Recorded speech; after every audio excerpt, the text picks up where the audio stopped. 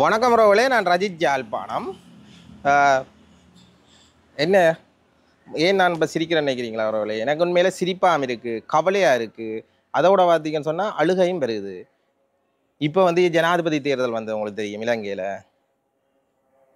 ஒரு வித்தியாசமான ஒரு தேர்தலாக அமைஞ்சிருக்கு இந்த நாட்டு மக்களுக்கு. ஜனாதிபதி வந்திருக்கிறார், நாட்டு மக்களே அவரை கொண்டாடி கொண்டிருக்கிறாங்க. அவர் இப்படிப்பட்ட தீர்வுகளை சட்டங்களை எப்படி இயற்றி இந்த நாட்டை கொண்டு போகிறாருன்றது அடுத்த பிரச்சனை. நான் கதைக்க வந்த பிரச்சனை என்னென்னு பார்த்தீங்கன்னு சொன்னால், இலங்கை மக்களை, முக்கியமாக வடகிழக்கு மக்களை ஒரு நோய் ஒன்று தாக்கியது. அந்த நோய்க்கு இதுவரைக்குமே மருந்தில்லை. என்ன நோய் என்று பார்த்தீங்கன்னு சொன்னால், இலங்கையை சுற்றி வர போகிறோன்னு சொல்லி ஒருத்தன் நடந்து சுற்றுறான். சரியா? அவனுக்கு பின்னால் என்ன ஒருத்தன் சுற்றுறான், நானும் சுற்ற போகிறேன் இலங்கைன்னு சொல்லி. என்ன ஒருத்தன் சைக்கிளில் சுற்றிட்டு வரான், இலங்கையை சுற்ற போகிறேன்னு சொல்லி.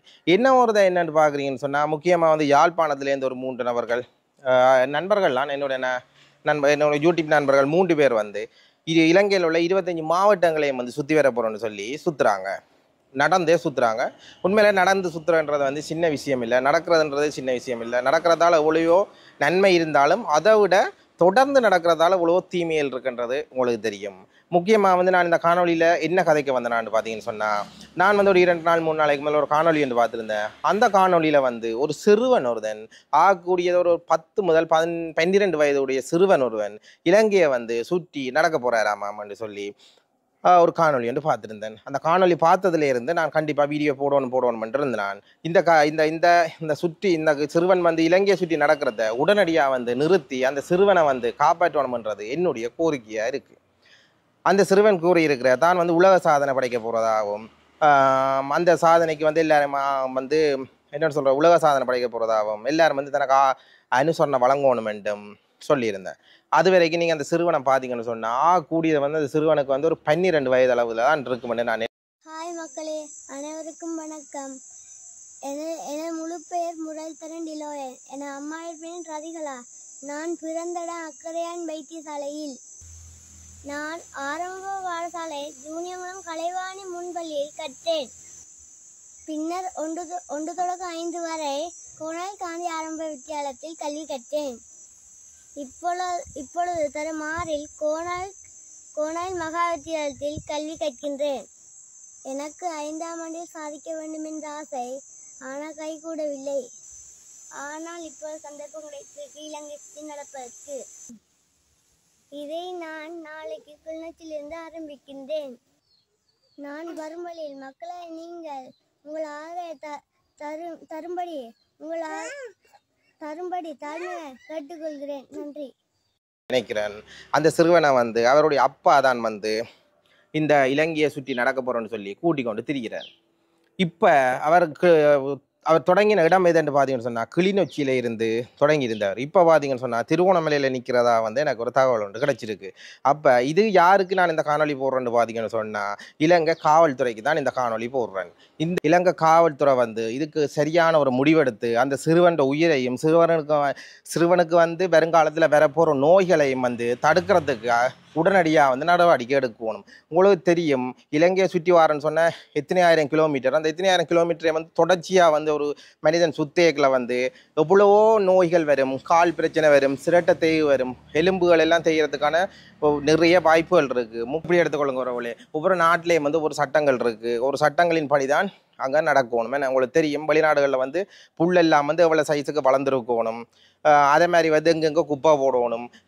அங்கே கிணறு கிண்டக்கூடாண்டா கிணறு கிண்டக்கூடாதான். ஆனால் எங்கள்கிட்ட இலங்கையை பொறுத்த மட்டும் எடுத்தீங்கன்னு சொன்னால், இந்த இடத்துல நீ கிணறு கிண்டாதேன்னு சொன்னால் கிணறு கிண்டாதுன்னு சொல்லிட்டு போயிருப்பாங்க. இரவோட இரவாய் கிணறு கிண்டி முடிச்சிருப்பாங்க கண்டையில். அப்போ அப்படியான ஒரு இது இருக்கிற சந்தர்ப்பங்களில் முக்கியமாக நான் இந்த விஷயத்துல என்ன சொல்ல வரேன்டா, அந்த சிறுவனை இலங்கை பூரா சுற்றி நடக்கிறதுக்காக அவன் அப்பா கூட்டிக் கொண்டு திரிகிறார். அதால் அந்த சிறுவனுக்கு பிற்காலத்திலேயும் சரி தற்போதும் சரி வரப்போகிற பிரச்சனைகளை, வருத்தங்களை, அந்த பொடியன்ற உயிருக்கு உண்மையிலேயே உத்தரவாதம் இல்லாத ஒரு நிலைமை இருக்குது. முக்கியமாக ஒரு இலங்கையை சுற்றி நடக்க போகிறோன்னா அந்த சிறுவனுக்கு வேறு மருத்துவ பரிசோதனை செஞ்சார்களா? அந்த மருத்துவ பரிசோதனை செஞ்சார்களா, யார் அந்த நடக்கிறதுக்கான அனுமதியை கொடுத்தது, அப்படியே நிறைய பிரச்சனைகள் இருக்குது தானே உறவுகளே. அதோட வந்து பார்த்தீங்கன்னு சொன்னால் அந்த சிறுவனை பார்த்தீங்கன்னா ஒரு மேலும் மெல்லிய பொடியன், அவனை வந்து இந்த இவ்வளவு தூரத்துக்கு வந்து சுற்றி நடக்க பண்ணைகளை வந்து எவ்வளவோ பிரச்சனைகள் வரும். அந்த பிரச்சனைக்காக இந்த வீடியோவை இங்கேருந்து நீங்கள் பார்க்குறீங்களோ அந்த இடத்துல இருக்கிற காவல்துறைக்கு அறிவித்து அவரை உடனடியாக வந்து அவளுடைய சொந்த இடமான கிளிநொச்சிக்கு அனுப்பணும். முக்கியமாக பார்த்தீங்கன்னு சொன்னால் அடுத்தது பார்த்தீங்கன்னு சொன்னால் நிறைய பிரச்சனைகள் வருது. என்ன பிரச்சனைன்னு பார்த்தீங்கன்னு சொன்னால் இப்போ கிட்டடியில் கூட 2 நாள் 3 நாளைக்கு முதல் கூட யாழ்ப்பாணத்துலேருந்து 25 மாவட்டங்களையும் தனியாக நடந்து சுத்த போகிறோண்டு வலிக்கிட்ட தமிழ் ப்ரோஸ் என்ற யூடியூப் சேனலை சேர்ந்த அவையில் வந்து போலீஸ்காரல் போய் நீங்கள் இங்கேருந்து அனுமதி எடுத்து வந்தீங்களா, எவ்வளோ பிரச்சனை கொடுத்து நீங்கள் போலீஸ் ஸ்டேஷனுக்கு வரணும்னு சொல்லி முதல் முறைக்கா போலீஸ் ஸ்டேஷனுக்கு அவையில் இழுத்து ஃபுல்லாக பதிஞ்சு தான் அவையில் வெளியில் விட்டுருந்தது. அதை மாதிரி வந்து இப்போ நேற்றைக்கு முந்தினாத்து ஒரு காணொலியில் ஒன்றில் பார்த்துருந்தேன். அவையில் வந்து திரும்ப வந்து ஜீப்பில் ஏற சொல்லியும் உங்களுக்கு வந்து யார் அனுமதி இருந்தது அப்படியான விஷயங்களை பற்றியும் அந்த போலீஸ்காரன் கேட்டுருந்துச்சுன்னா அது வந்து உண்மையிலேயே வரவேற்கத்தக்க விஷயம் தான். அவையில் வந்து நாட்டில் ஒரு சட்டத்தை நடைமுறைப்படுத்துறதுல நான் எனக்கு சந்தோஷம்தான். அதே மாதிரி வந்து இந்த சிறுவன் வந்து நடக்கிறத வந்து உடனடியாக வந்து தடை பண்ணி அந்த சிறுவனோட உயிரை காப்பாற்றுறதுக்கும் சிறுவனோட உடலை வந்து எந்த வித ஒரு பாதிப்பும் இல்லாமல் அந்த சிறுவனை செய்கிறதுக்கும் சிறுவனை வந்து மீட்டு அந்த சிறுவனுக்கான சிறந்த கல்வியை வந்து கொடுக்கறதுக்கு இந்த எங்களுடைய சமூகம் தான் அதுக்கு வந்து உண்மையிலேயே வந்து அந்த எங்கள்ட சமூகம் தான் அதுக்கு வந்து உதவணும். ஏன்னு சொன்னீங்கன்னா அந்த சிறுவன் வந்து நடக்க மாட்டான், என்ன பொறுத்த மட்டும் உண்மையிலேயே நடக்க மாட்டான். இல்லைங்க சுற்றி வாரன்ற ஒரு சிறிய விஷயம் இல்லை.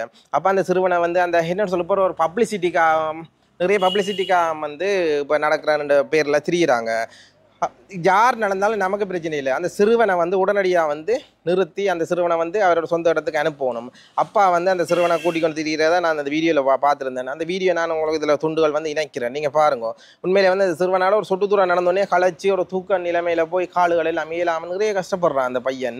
அப்போ நீங்கள் என்ன செய்யணும்னு சொன்னால் அந்த சிறுவன் எந்த மாவட்டத்தில் நிற்கிறான் அந்த போலீஸுக்கு அறிவித்து அந்த போலீஸால் உடனடியாக வந்து நடவடிக்கை எடுத்து அந்த சிறுவனை வந்து உடனடியாக வந்து அந்த இடத்துக்கு அனுப்புங்க. ஏன்னு சொன்னால் இது வந்து இப்போ ஒரு மனநோய் மாதிரி எல்லா இடமும் பரவி கொண்டிருக்குது.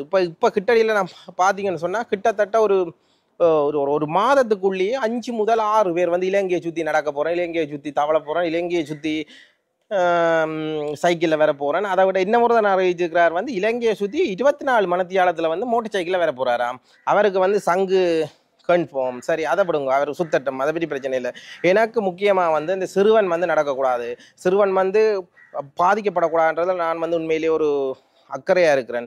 தயவு செய்து நீங்கள் இந்த காணொலியை பார்க்குற நீங்கள் இந்த சமூகத்தின் மேலேயும் அந்த சிறுவன் மேலேயும் உங்களுக்கு ஒரு அக்கறை இருக்குமா இருந்தால் இதை வந்து ஊக்குவிக்காதீங்க. சிறுவனுக்கு ஊக்குவிச்சு சிறுவன் பாவம். அந்த சிறுவனுக்கு நான் கேட்குறேன், இப்போ எப்படியும் கிட்டத்தட்ட இப்போ நீ இலங்கை நடக்க போகிறான்னு சொன்னால் 2 மாதங்கள் கிட்ட ஆகலாம், சிறுவன் என்றபடியாக இன்னும் கூடுதலுக்கு ஆகலாம். இப்போ வந்து பாடசாலை நடைபெற்று கொண்டு இருக்குது. பாடசாலை கல்வியை இடநிறுத்தி இப்படி ஒரு விஷயம் தேவையா? அப்போ இதுகளை வந்து பாடசாலை நிர்வாகங்களும் வந்து சரியாக கவனம் எடுக்கிற இல்லை. ஏன்னு சொன்னால் இப்போ பாடசாலை போயில்லை, அவர் நடக்கிறாரா சரி, அப்போ நடந்துட்டு வர்ற அப்படி செய்யக்கூடாது. ஏன்னு சொன்னால் அவன் வந்து சின்ன பையன் சிறுவன், அதுக்கான நடவடிக்கையில் நீங்கள் உடனடியாக எடுக்கணும். முக்கியமாக வந்து இப்போ இது வந்து இலங்கை காவல்துறைக்கு தான் இந்த வீடியோ நான் போடுறேன். நான் வந்து போய் செய்கிறத விட இந்த சமூகத்துக்கு நான் இந்த வீடியோ பிறப்பி இந்த சமூகத்தால் வந்து அந்த சிறுவனுக்கு ஒரு நன்மை நடக்குமா இருந்தால் எனக்கு சந்தோஷம். முக்கியமாக வந்து நீங்கள் இந்த காணொலியை வந்து முடிஞ்ச அளவுக்கு பரப்புங்கோ. இல்லைன்னு சொன்னால் இந்த காணொலியை வந்து இப்போ நான் நினைக்கிறேன் திருவோணமலை மாவட்டத்தில் நிற்கிறாங்க போல இருக்குது. இங்கேருந்து இங்கே கிளிநொச்சியிலேருந்து வலிக்கிட்டு இப்போ திருவோணமலை போயிருக்கிறாங்க. அந்த சிறுவன் பாவம். உண்மையே எனக்கு எந்தவித ஒரு போட்டியோ பொறாமையோ எனக்கு கிடையாது. எனக்கு அந்த சிறுவன் பாவம், இந்த சிறுவனை நடக்க எனக்கு கவலையாக இருந்தது. நான் அந்த உடனே அந்த முதல் நாளே இந்த வீடியோ போடணும்னு இருந்தேன்னா ஆனால் என்னால் போடுறதுக்கான சந்தர்ப்பங்கள் சூழ்நிலையில் அமையலை. உண்மையிலே வந்து நாட்டுக்கு வந்து ஒரு புதிய ஒரு ஜனாதிபதி அமைஞ்சிருக்கிறார். அந்த ஜனாதிபதி மூலமாக இவருக்கு இந்த சிறுவனுக்கு வந்து ஒரு தீர்வு வந்து கிடைக்கணும். ஏன்னு சொன்னால் இது வந்து நான் பார்க்குறேன் இந்த ரெண்டிங்குக்காக தான், புரியுதா? ஒரு ஒரு ஒரு ஒரு ஒரு ரெண்டிங்குக்காக வந்து இந்த விஷயங்களை வந்து தொடர்ந்து ஈடுபடுறத பார்க்கக்கூடிய மாதிரி இருக்குது. உண்மையிலேயே நீங்கள் இந்த தமிழ் ப்ரோஸ் என்ற ஒரு யூடியூப் சேனல் யாழ்ப்பாணத்துலேருந்து சென்றவர்கள் நீங்கள் போன அந்த நடந்து திரிகிற வீடியோக்களை போய் நீங்கள் அவங்க யூடியூப்பில் போய் பார்த்தீங்கன்னு சொன்னால் எவ்வளோ கஷ்டப்படுறாங்க, அவங்களுக்கு ஒரு நாளைக்கு எவ்வளோ செலவழியுது என்றதெல்லாம் உங்களுக்கு தெரியுமா? கிட்டத்தட்ட யாழ்ப்பாணத்துலேருந்து போன படியில் 3 முதல் 4 படியில் நிற்கிறாங்க. ஒரு நாளைக்கு 4 பேருக்கு சாப்பாட்டுக்கு எவ்வளோ செலவு முடியும், தங்குமிடம் எவ்வளோ முடியும், அதுக்கான அடுத்த எக்ஸ்ட்ரா மருந்து செலவு 2 எவ்வளவு இருக்குது. அதே மாதிரி இந்த சிறுவனுக்கு பார்க்க போனால் ஒரு ஏழை குடும்பத்தில் பிறந்த சிறுவன் மாதிரி தான் இருக்குது. அப்போ இதுகளை வந்து மக்கள் நீங்கள் சப்போர்ட் பண்ணினாலும் வந்து சிறுவன் வருங்காலத்தில் வந்து மிகப்பெரிய ஒரு மருத்துவ தவறு நாங்கள் விடக்கூடாது. ஏன்னு சொன்னால் சிறுவனுக்கு வந்து பயங்கரமான ஒரு பிரச்சனை வர்றதுக்கு 100% சான்ஸ் இருக்குது. இப்போ எல்லாம் நடக்கலாம், தவழலாம், பாயலாம், கொல்லலாம், எல்லாத்துக்குமே வந்து வயசுன்றது ஒன்று இருக்குது. முக்கியமாக வந்து அவரவர்களால் செய்ய முடிஞ்ச ஒரு விஷயங்களை தான் செய்ய முடியும். ஆனால் இந்த சிறுவன் வந்து ஒரு சிறுவனாக இருக்கைக்குள்ள இந்த அப்பா வந்து இந்த பிள்ளையை கூட்டிகிட்டு போகிறன்றது என்னால் ஏற்றுக்கொள்ள முடியலை. இந்த காணொளி வந்து யாரையும் மனதையும் புண்படுத்தும் நோக்கத்தில் நான் எடுக்கலை. அந்த சிறுவனை வந்து நாங்கள் உண்மையிலேயே வந்து பாதுகாத்து அந்த சிறுவனுக்கான ஒரு நல்ல ஒரு கல்வியை முதல்ல கொடுப்போம். கல்வியை கொடுத்ததுக்கப்புறம் மீண்டும் ஒரு சாதனையில் படைக்கட்டும், ஏதாவது செய்யட்டும். முதல்ல அந்த சிறுவன் வளரட்டும், சின்ன பையன், அவன்கிட்ட வாழ்க்கையை வந்து கெடுக்காம உடனடியாக இந்த காணொலியை வந்து உங்கள்கிட்ட சம்மந்தப்பட்ட யாருக்காச்சும் தெரிஞ்சாலும் சரி, சம்மந்தப்பட்ட காவல் நிலையங்களுக்கு அனுப்பி உண்மையை உடனடியாக கேட்க வேண்டியது, அந்த சிறுவனை வந்து மருத்துவ பரிசோதனைக்கு எடுத்தார்களா, உள்ளாக்கினார்களா, சிறுவன் வந்து நடக்கக்கூடிய தைரியம் இருக்கா, சிறுவனால் எவ்வளோ தூரம் நடக்க முடியும் அப்படின்னு சொல்லி நிறைய ப்ரோசஸ்கள் இருக்குது. அதுகளை எல்லாத்தையும் இவர்கள் கணக்கில் எடுக்கிற இல்லை, ஏனோ தானோன்னு செய்கிறது. உங்களுக்கு தெரியும் தானே இந்த நாட்டுன்ற நிலைமை அப்படி. முக்கியமாக வந்து இந்த காணொலியை வந்து பகிர்ந்து இந்த சிறுவனை வந்து காப்பாற்றுறதுக்கு நீங்கள் உதவுவீங்கன்னு நான் நம்புகிறேன். இந்த காணொலியில் சிறிய காணொலியாக இருந்தாலும் ஒரு அவேர்னஸுக்காக தான் இந்த காணொலி போகிறேன். ஓகே உறவுகளே, ஜெஃப் நாராஜ் யூடியூப் சேனலை வந்து மறக்காமல் லைக், ஷேர், சப்ஸ்கிரைப் பண்ணி வைங்க. உங்களுக்கு பிடிக்காத நிறைய காணொலியில் வந்து தொடர்ந்து வர்றது காத்திருக்குது. ஓகே உறவுகளே, நான் இன்னும் ஒரு காணொலியில் உங்களை சந்திக்கிறேன். நன்றி, வணக்கம்.